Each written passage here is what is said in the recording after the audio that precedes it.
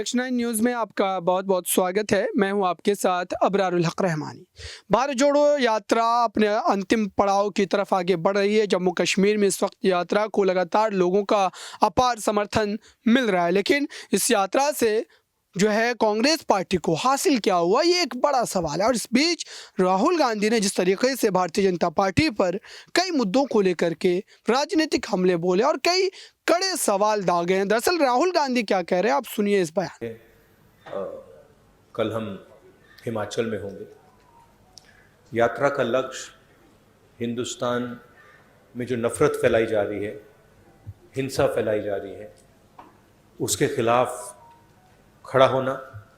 जो बेरोजगारी बढ़ती जा रही है, जो महंगाई बढ़ती जा रही है और जो इनकम इनइक्वालिटी बढ़ती जा रही है, उसके खिलाफ हमने ये यात्रा शुरू की और बहुत सफल यात्रा रही है। 2 आंकड़े मुझे आज मिले हैं, मैं आपको बताना चाहता हूं इनकम इनइक्वालिटी के बारे में। हिंदुस्तान के 21 सबसे अमीर लोगों के पास उतना ही धन है जितना 70 करोड़ हिंदुस्तानियों के पास है, पहला आंकड़ा।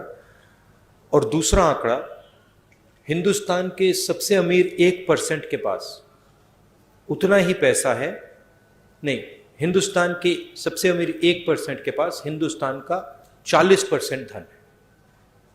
तो ये हिंदुस्तान की जो इनइक्वालिटी है उसके आंकड़े हैं और इन चीज़ों के खिलाफ हमने ये यात्रा शुरू की है।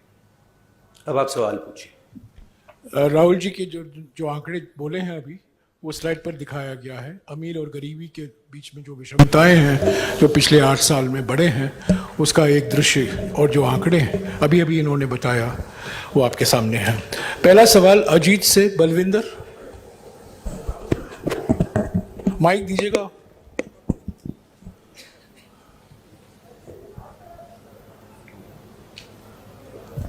अगर बलविंदर नहीं है, जगबानी से विजय नागला।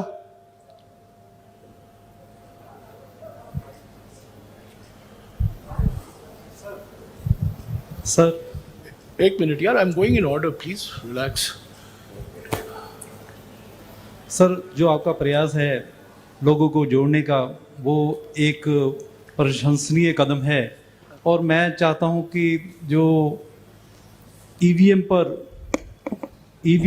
जो लोगों में धारणा है कि ईवीएम के कारण कांग्रेस पुनः सत्ता में नहीं आ सकती, क्या आप ईवीएम पर भी कोई फैसला लेना लोगे, ऐसा कि जिससे लोगों के जो धारणा बनी हुई है कि ईवीएम, जब तक ईवीएम रहेगी कांग्रेस कभी सत्ता में वापस नहीं आ सकती?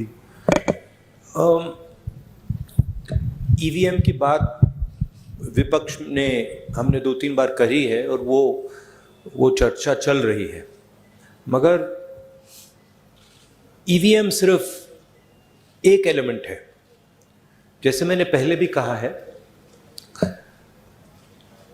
आज हिंदुस्तान के सारे इंस्टीट्यूशंस आरएसएस और बीजेपी ने कंट्रोल कर दिए हैं और हिंदुस्तान के सब इंस्टीट्यूशंस पर उनका दबाव है। प्रेस पे दबाव है, ब्यूरोक्रेसी पे दबाव है, इलेक्शन कमीशन पे दबाव है, जुडिशरी पे प्रेशर डालते हैं। तो सारे के सारे इंस्टीट्यूशंस पर उन्होंने कब्जा कर रखा है। तो ये लड़ाई अब जो पहले राजनीतिक लड़ाई होती थी वैसी लड़ाई नहीं है। एक पॉलिटिकल पार्टी दूसरी पॉलिटिकल पार्टी के बीच में लड़ाई नहीं है। अब ये हिंदुस्तान के इंस्टीट्यूशंस जो इन्होंने कैप्चर करे हैं उनके बीच और ऑपोजिशन के बीच में लड़ाई है। उसमें एक फैक्टर ईवीएम है, मगर बहुत सारे दूसरे फैक्टर भी हैं। हिंदुस्तान में जो नॉर्मल डेमोक्रेटिक प्रोसेसेस होती हैं आज वो नहीं है। जो विपक्ष के लोगों पर आक्रमण हो रहा है, सीबीआई, ईडी, पेगासस, ये नॉर्मल डेमोक्रेटिक फंक्शनिंग नहीं है। भास्कर से गिरिजेश मिश्रा।